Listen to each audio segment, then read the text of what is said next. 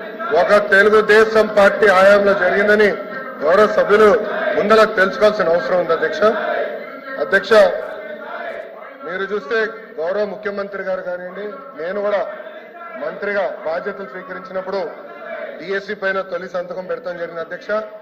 దాంట్లో భాగంగా 2/7/24కి టెట్ నిర్వహిస్తాం జరిగింది.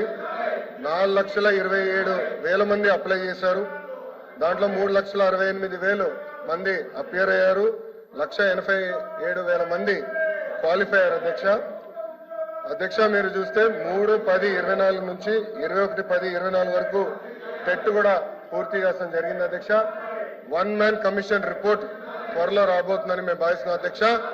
ఎట్టి పరిస్థితుల్లో మార్చి నెలలో డిఎస్సి నోటిఫికేషన్ ఇచ్చే బాధ్యత మన ప్రభుత్వం తీసుకుంటుందని నిరుద్యోగ యువకులకి ఈ సభ సాక్షిగా నేను హామీ ఇస్తాం జరుగుతుంది అధ్యక్ష. విచిత్రం ఏంటంటే నాకు వేసిన 2 ప్రశ్నలు ప్రతిపక్ష పార్టీలు, కానీ వాళ్ళు వేసిన ప్రశ్నల మీద చర్చించడానికి సిద్ధంగా లేకపోతే నిజంగానే చాలా చాలా బాధాకరం. ఇప్పుడన్నా వాస్తవాలు తెలుసుకోవాలని గౌరవ సభ్యుల్ని కోరుతున్నా అధ్యక్ష.